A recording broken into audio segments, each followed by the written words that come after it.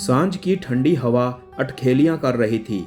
आनंद कारखाने के काम से निपटारा पाकर उस घाटी की ओर बढ़ता जा रहा था जिसका कण कण उसका जाना पहचाना था। वो झील के किनारे पहुंचा जो कभी उसके मन की गहराइयों में अपना प्रतिबिंब डालती थी। वो नीला जल और उसके किनारे खड़ा छोटा सा बंगला, चुपचाप और सुनसान सा। उसके मन में एक चुभन सी उठी। उसके पांव उसी ओर उठते गए। ना जाने अब यहाँ कौन रहता है।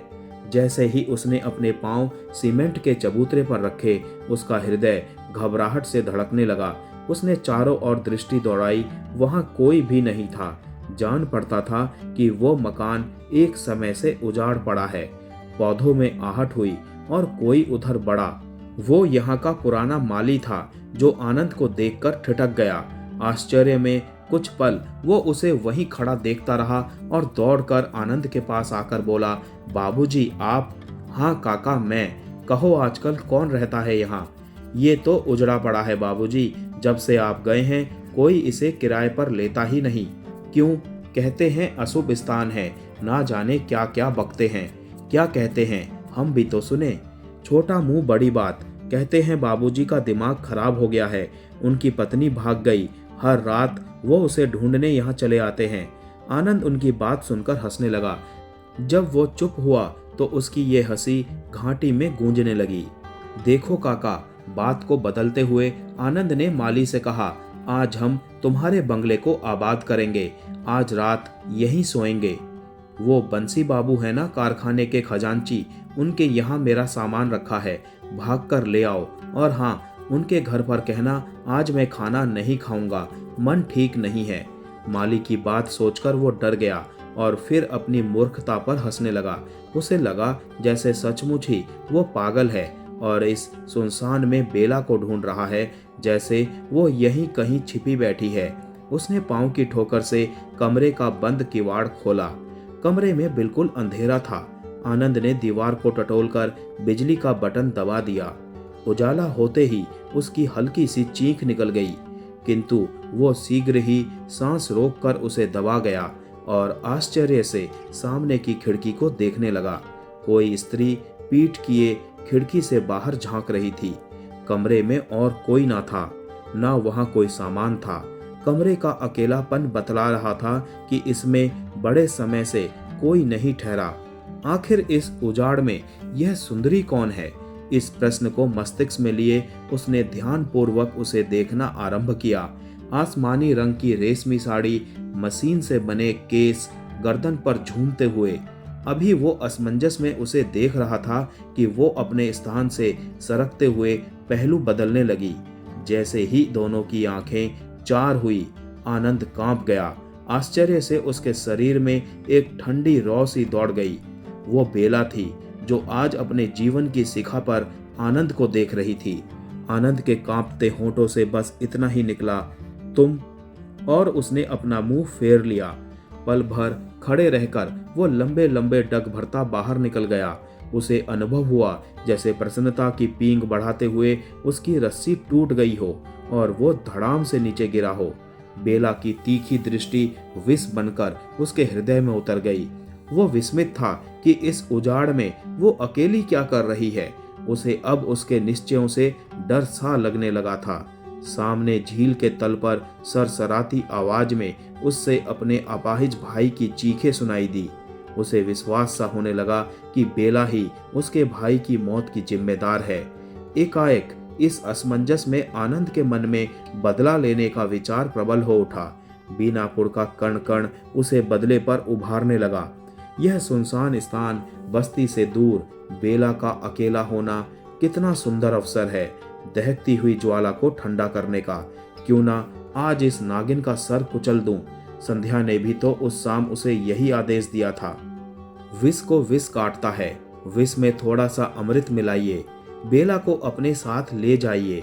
इस जगमगाती दुनिया से बहुत दूर, बियाबान पहाड़ियों की चोटियों पर, जहां से झरने का पानी घाटियों में झरझर की गूंज भर देता है, फिर चुपके से उसी शोर में बेला को सदा के लिए गाड़ दीजिए। हाँ, यह ठीक है, किंतु इतना कड़ा मन वो कहां से लाए? उसकी बाहों में वो शक्ति कैसे आएगी जो उसे धकेल सके और फिर जब गिरते समय बेला की चीख उस घाटी में गूंजेगी तो क्या वो सहन कर सकेगा? क्यों नहीं, बेला भी तो एक स्त्री होते हुए अपने में साहस ले आई थी। उसके अपाहिज भाई को झील में डुबोते समय उसका मन तो नहीं डोला। उसकी चीख भी तो इस घाटी में गूंजी होगी, उसकी कानों के पर्दों से टकराई होगी। उसने भी तो सुनने की शक्ति पैदा की थी। फिर वो पुरुष होते डगमगा रहा है? नहीं नहीं, वो अवश्य बदला लेगा, इस नागिन का सर कुचल देगा।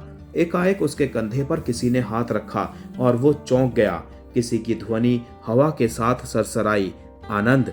उसने मुड़कर देखा, वो बेला थी, जिसकी आकृति सूर्यास्त के बादलों में से छनकर आती हुई किरणों की लालिमा में चमक रही थी। दोनों चुप थे, परंतु दोनों के अंतःस्थल में हलचल थी। आज के दृश्य उस रंगीन शाम की याद दिला रहे थे जब बेला खंडाला की पहाड़ियों पर इसी तरह आनंद के संग झूमती हुई जा रही थी। ऐसे ही बादल थे, झरनों की मधुर गूंज थी और वही प्रकृति की गोद। इसके पश्चात आनंद को अपना निर्णय बदलना पड़ा था, पर आज का तूफान उन उमड़ती घटनाओं के साथ सीने में बिजली सी छिपाए था, जिसमें राख कर देने की शक्ति है। ऐसी गरज थी जो घाटियों में गूंजते झरनों की आवाज में एक भयभीत शोर भर दे। आज सुबह इस उमड़ती घटा को वो सदा के लिए दबा देना चाहता था। दोनों कटी हुई पहाड़ी की चोटी पर जा ठहरे, जिसके एक और पानी झरना बनकर खड्डे में गिर रहा था। वो झुककर खड्डे में झांकने लगी। आनंद भी उसके सामने आ ठहरा और उसके कंधे का सहारा लेकर नीचे खड्डे में गिरते पानी को देखने लगा। उसकी उंगलियां मचल रही थी। वो उस पल की प्रतीक्षा में था जब बेला एक पांव आगे रखे और वो उसे खड्डे में धकेल दे। पानी के इस शोर में नीचे जाती बेला की चीखों से घाटी गूंज उठेगी, एक तूफान उठेगा और फिर सदा के लिए शांति छा जाएगी। बेला ने देखा कि आनंद किसी भयानक विचार में डूबा है। मुख पर कालीमा बिखर रही है, शरीर से पसीना ऐसे छूट रहा है मानो धौंकनी से भाप निकल रही हो। आनंद ने बेला को अपनी ओर यूं देखते देखा तो होठों पर बनावटी मुस्कान ले आया और बोला, कितना विचित्र दृश्य है नीचे। आप ठीक कहते हैं। बेला के स्वर में गंभीरता थी। इतना सुंदर दृश्य, पानी का तेज बहाव और फिर अकेलापन, दूर दूर तक किसी का गुजर नहीं। फिर प्रतीक्षा कैसी? प्रतीक्षा किसकी? आश्चर्य से देखते आनंद ने पूछा। मंजिल तो आ गई, इससे ऊंची चोटी और कोई नहीं है। साहस कीजिए, अंधेरा बढ़ रहा है और आप यह भी ना जान पाएंगे कि आपने अपनी बेला को किस खड्डे में धकेला था। बेला! आनंद के मुख से चीख निकली। दूर दो बादल आपस में टकराए और एक भयानक गरज उत्पन्न हुई। आनंद ने बेला को बाहों में जकड़कर सीने से चिपका लिया। बेला की आंखों से निकलते आंसू उसकी छाती को भिगो रहे थे। दोनों मौन खड़े एक दूसरे से चिपके बादलों में चुपचाप खड़े थे। झूमती हुई घटाओं ने बरसना शुरू कर दिया। दोनों एक दूसरे का हाथ पकड़े ढलान पर भागने लगे। एक विचित्र खिंचाव था, एक अनोखा बंधन था जो दोनों को एक दूसरे के समीप ला रहा था। पानी की बौछार को चीरते हुए दोनों भागे जा रहे थे। जब दोनों ने पुराने बंगले में पांव रखा तो झेप कर रुक गए। सामने माली बैठा उनकी प्रतीक्षा कर रहा था।